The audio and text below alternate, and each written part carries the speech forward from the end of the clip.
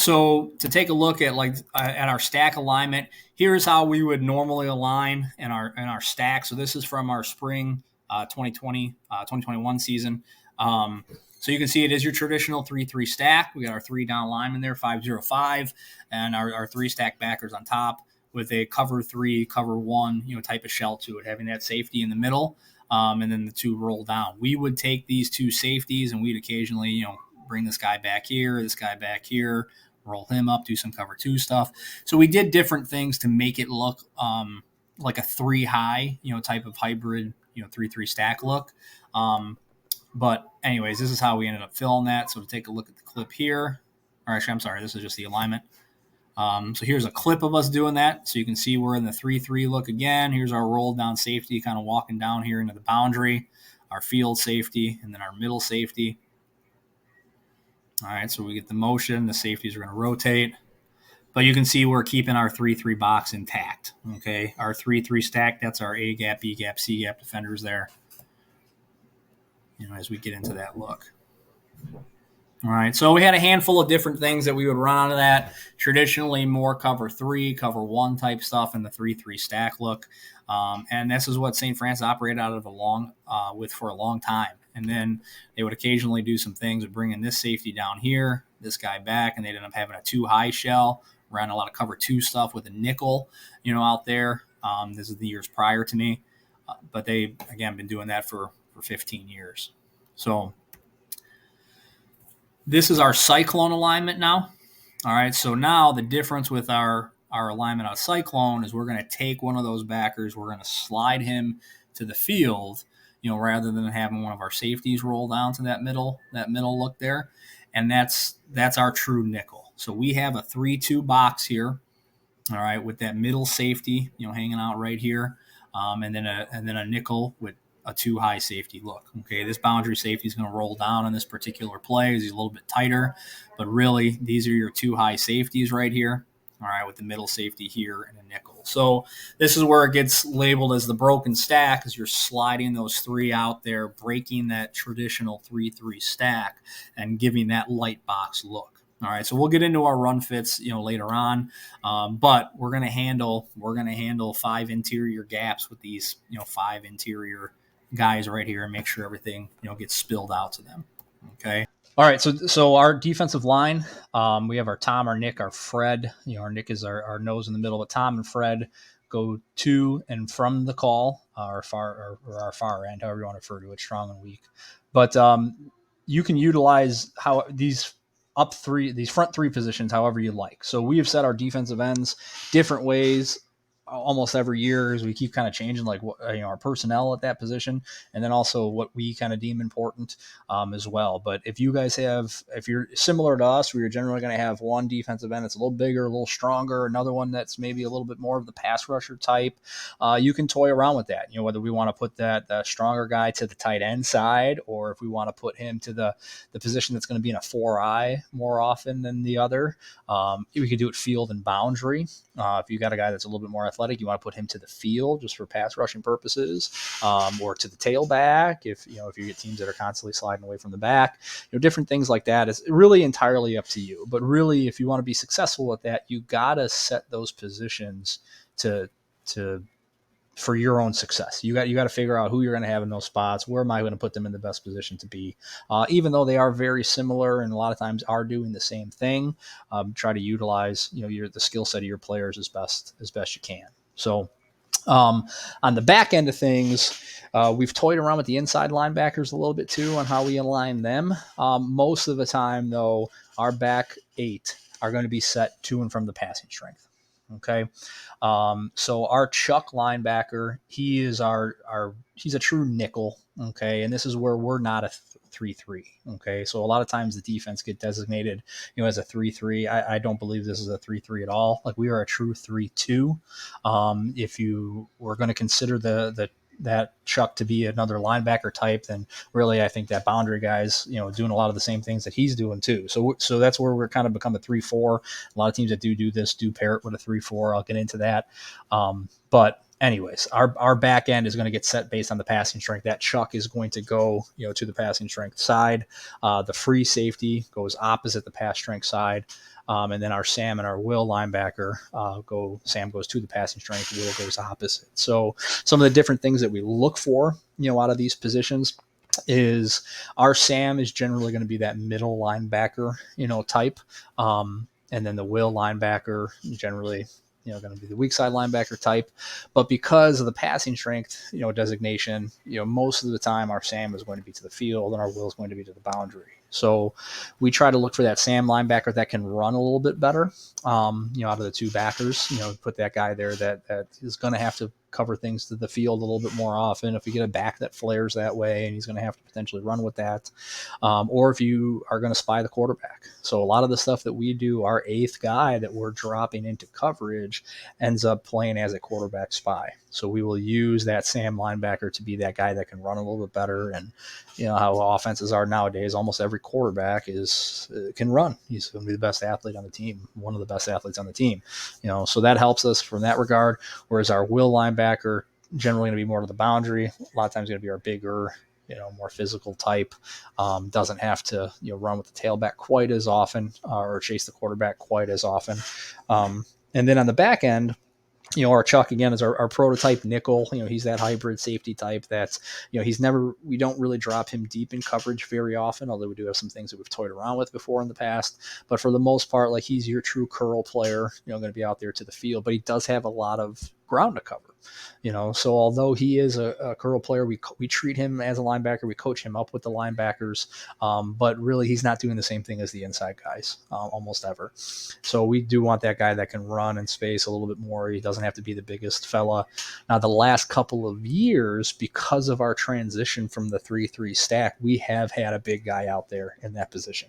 Because when we first installed this, as I was saying back in 2020, we had the 3-3 stack, and then we had this version of it. So we would just slide that, and that one inside linebacker would slide out of the box. So we had that same guy that nobody ever beat him out. He didn't run the best. He wasn't the best open field tackler, but he did what he was supposed to do. He could wall a receiver, play the curl, make the correct reads.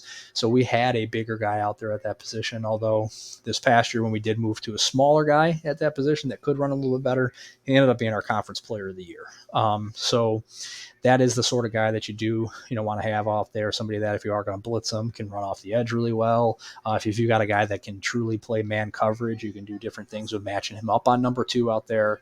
But there are a lot of different things that you can do with that position based on, again, who you have and trying to suit your calls, to that guy.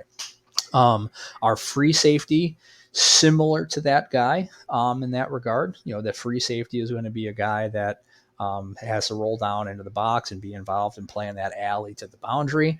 But then based on different things that we do, if we're going to run cover 2, for example, we will drop that guy deep, as well. So we need a guy in that position that can do a lot of different things. We need a pretty good guy in that spot. If we don't, there's different things that we can do.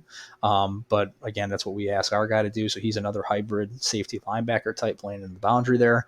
We can also run corner insert, get that corner inserted into the run fit and drop the safety over the top of number 1. I'll get into all those variations. But our corners generally play field and boundary. All right, so our boundary corner is generally our bigger, more physical type because he will be involved in the run fit at times. Our field corner, generally the guy that's smaller, can run a little bit better, but also does need to be able to tackle. Everybody's got to be able to tackle, DBs, especially, in this defensive system. So, and then finishing up with our other 2 safeties, we have our Penny and our Rover. Our Penny's our pass strength safety. Okay, so he's going to go to the passing strength. He is more of your safety that can run. Okay, so he's generally least physical of the 3 safeties, but he's going to have a number 2 receiver on him. If that number 2 is a tight end to the passing strength, then he's going to be involved in the run fit as well too. So again, he's still got to be able to tackle, but he is your safety that is much more like a corner. Okay. And then the Rover is our middle safety. All right. So we will, in another video, dive kind of more into how he is going to play, but that guy does a little bit of everything.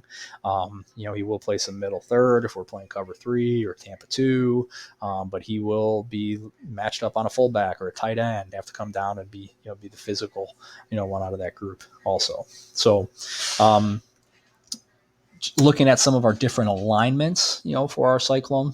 So our front five, as we talked about, are gonna, the defensive line is gonna get, aligned to the field here. I got on these clips as well, but again, we've gone back and forth of how we've played that. So these are just a couple of older slides here, and then the inside backers, are going to go to the passing strength. Chuck goes to the passing strength. The rover is the one that, as you're going to look into stuff here, what we're doing is very different. That he's kind of your adjuster, or I've called him the match safety as well before, because he's going to match some things and cheat towards some other things. So for the most part, if you see a 3x1, he's going to be over number 3. If you see a fullback, he's going to be over the fullback, and if you see a 2x2, he's going to go to the boundary side opposite the pass strength. Okay, so that's what you'll see on these different slides, how we align him. Now, how we're playing him in different things, particularly 3x1s, could be different.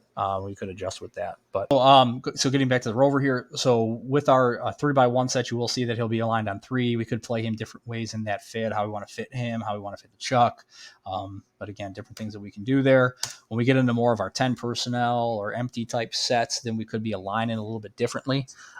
So our rule for our inside backers, and again, we'll go through this as we talk about our run fits, but when we get a number 2 opposite the passing strength, our will linebacker is going to walk himself out, okay, and split the difference. So if you look at the top left there, what we call Panther formation, we look almost like a 3-3 now. All right, getting back to kind of our origins of it, but those guys are going to be walked out. Okay, now our front 4 there, their job is going to be to spill that stuff, which we'll get into, but that's our alignment. We call that our slide alignment, or we're going to slide to a detached number 2 when there is one to the will side.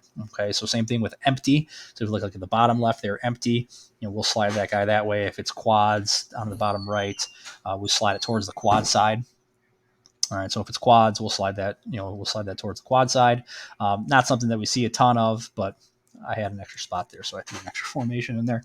But 3x1 up top, you see those 2 guys are not slid now because we don't have a detached 2, opposite the will. All right, but they're in their normal 30 techniques. Okay, the inside backers in 30s. So as we start to get into heavier sets, you'll see we still do keep our same alignments, but every time an offense is going to attach a tight end or a fullback, we're going to attach a safety. All right, so if you look at your typical pro formation on the top left there, our rover is aligned on that fullback. Once that fullback gets added to the box, he gets added to the box, and then our penny there is aligned on the tight end. Okay, so that's his number 2. Penny always has number 2. So you'll see top right now, slot formation, Penny's on number 2. Now we have a nub side, so that's where our corner starts getting involved in things. Who's on the ball, the corner, the free safety, we can toy with that, and who we want to put up, who we want to have take number 1 vertically. Really, again, based on your personnel, how you're gonna fit that. So bottom left there, deuce formation, or a lot of people call ace formation. You see that free safety, that rover. We have those 2 comboed to the boundary. We will walk one of them down a little bit tighter to play that alley, and how we want to do that. So, and then another 3x1 on the bottom right. All right, so looking at how we fit this, we won't get through all the fits, but you can see, our front 5 there. Their job is really to make everything spill out to our overhangs. Looks like we're inserting the boundary corner here instead of the safety on this one. All right, so we'll end up having an overhang on each side, the corner and the nickel up top there. And then we have that middle safety coming down aggressively as well too. Okay, so our linebacker ends up getting the play taken care of, but you can see that middle safety at 8 yards there from the fullback. But he can come down and aggressively play that based on what he's seeing. So tight version of the same clip. There we go. Bottle everything up on the inside, make it bounce, or in this case, wind back. And now that backside tackle's got to play one or the other.